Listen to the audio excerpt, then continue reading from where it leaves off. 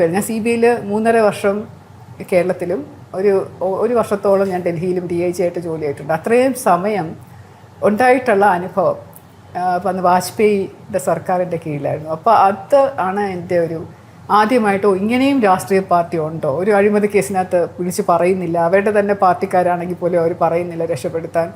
ചിലപ്പോൾ ചില BJPക്കാർ ചില പ്രശ്നങ്ങളിൽ പെട്ടാലും അവർ പറയുന്നില്ല, അതിന് പറയുന്നത് സത്യസന്ധമായിട്ട് ചെയ്യൂ എന്നുള്ള. ഇങ്ങനെയും രാഷ്ട്രീയ പാർട്ടി ഉണ്ടോ എന്ന് അറിയുന്നത് അപ്പോഴാണ്. പിന്നെ അതിന് ശേഷം അതും ഞാൻ വിട്ടു, കാരണം പിന്നെ അത് മാറി വന്നല്ലോ. അത് കഴിഞ്ഞ് പിന്നെ റിട്ടയർ ചെയ്യുന്നതിന് തൊട്ട് മുമ്പ് എനിക്ക് IG ആയിട്ടിരുന്ന സമയത്താണ് ഞാൻ ഗുജറാത്തിലൊരു പോലീസ് സയൻസ് കോൺഗ്രസിൻ്റെ മീറ്റിങ്ങിൽ പങ്കെടുക്കാൻ പോകുന്നത്. കേരളത്തിന് അന്ന് കുറേ അവാർഡുകളൊക്കെ കിട്ടിയെന്ന്, എനിക്കാണ് എൻ്റെ ചാർജ്. അപ്പോൾ അന്ന് ശ്രീ നരേന്ദ്രമോദിയുടെ പ്രസംഗം ഞാൻ കേട്ടതാണ് എന്നെ ഫ്ലാറ്റാക്കിയത്.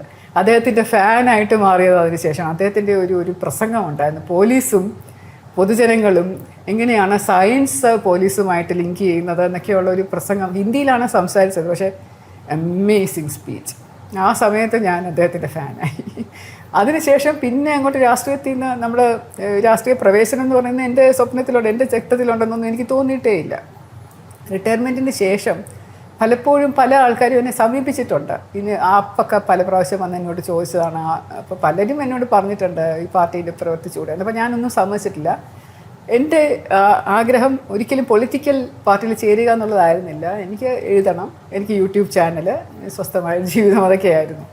പക്ഷേ BJP വന്ന് എന്നോട് അത് അഭ്യർത്ഥിച്ച് അപ്പോൾ ഞാൻ അപ്പോഴേക്കും RSSൻ്റെ ചില പരിപാടികളിൽ പങ്കെടുത്തിട്ടുണ്ടായിരുന്നു. എനിക്ക് അവരുടെ രാജ്യസ്നേഹം, മാതൃസ്നേഹം എന്ന് പറയുന്നത് ഇഷ്ടമായതുകൊണ്ട് BJP വന്നൊരു മെമ്പർഷിപ്പും കൂടി എടുക്കണം എന്നിങ്ങനെ അവർ അഭ്യർത്ഥിച്ചപ്പോഴും ഞാൻ വേണ്ടാന്ന് പറഞ്ഞു. പക്ഷേ 4ാമത്തെ പ്രാവശ്യം വന്നപ്പോൾ ഞാൻ യെസ് പറഞ്ഞു. കാരണം അന്ന് നരേന്ദ്രമോദിജിയുടെ ആ ദിവസം ഞാൻ കണ്ട ഒരു കാര്യം, സെപ്റ്റംബർ മാസത്തിൽ ഒരു ക്യാൻവാസിങ് നടക്കുന്നുണ്ട് അംഗത്വം എടുക്കാനായിട്ടുള്ള. അപ്പോൾ അദ്ദേഹം പറഞ്ഞത് നിങ്ങളെല്ലാവരും അണികളാകൂ, സബ്കെ സാത്ത് സബ്കെ വികാസ് എന്നൊക്കെ പറഞ്ഞ് കേട്ടപ്പം അതിൻ്റെ പേരിൽ ഞാനൊരു അംഗത്വം എടുത്താണ്. പിന്നെ അതിന് ശേഷം എനിക്ക് തിരിഞ്ഞു നോക്കേണ്ടി വന്നിട്ടില്ല.